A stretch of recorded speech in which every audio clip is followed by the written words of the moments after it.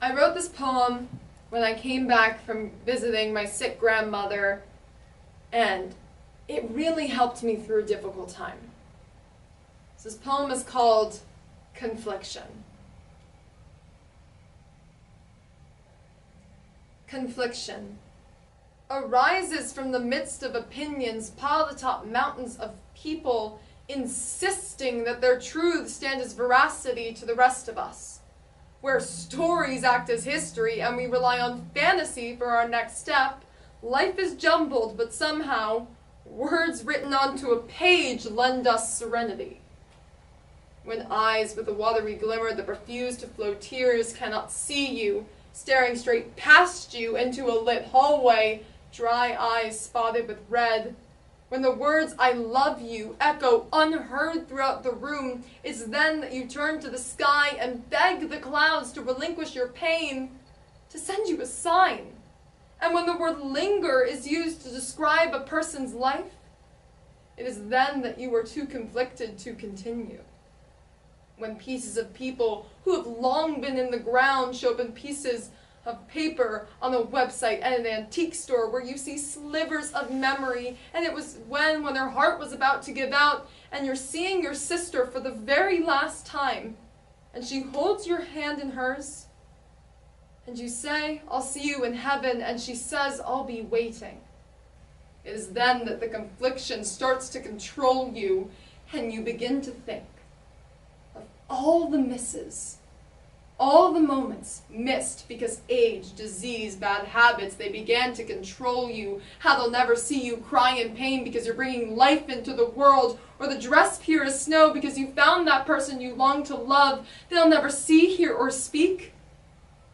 And you begin to wish they could, because it's easier to see them sitting on a cloud made of peace, love, and happiness than rotting in the dirt. They were better than that, and you owe it to their soul, the memories they shared with you, and their dignity, to remove them from the ground and into that little place you reserve for them in your heart.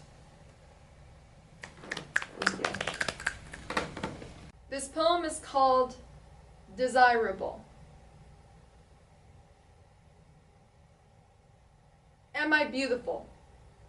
I know the quiz I took at 3 in the morning rated me in the top 15%, but it was multiple choice and I'm not sure it counts if you're asking Google, am I pretty?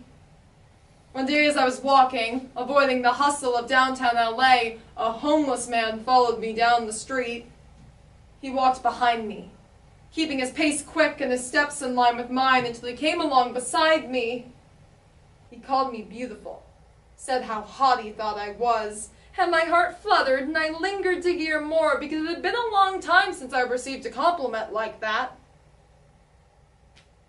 I've never felt desirable. I looked at myself as never enough. I didn't like what I saw in the mirror, my mismatched eyebrows, my big nose, and the image that isn't even fully in the mirror because I'm just too tall.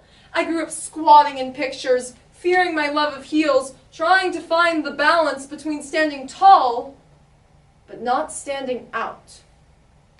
I started wearing makeup simply as a way to get my eyes to pop out behind the thick lenses of my glasses, but soon it became an obsession to look like anything but myself, because it was when I covered my face completely that I felt most wanted, because that was when the group of men who hung up by my street corner would say, "Damn!"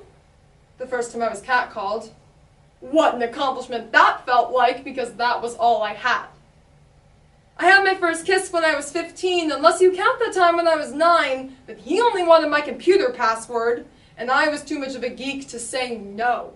Because to say no would be to reject the only people who have ever shown interest, the few people who have ever shown interest, among others the homeless men and the catcallers. How pathetic is that? But I'm stronger than that, better than that. This summer I didn't wear makeup and I smiled at my reflection for the first time, seeing something that I liked. I don't need others to define desirable. I'm not going to let them determine my self-love. I'm going to reach for 6 feet and wear 3-inch heels and look down at all the people who tried to make me feel like I wasn't worth it, because they're not worth the humiliation of catcalling or the uneasiness my own face brought me. I don't need the approval of someone I don't give a damn about. I don't need them to prove my self-worth.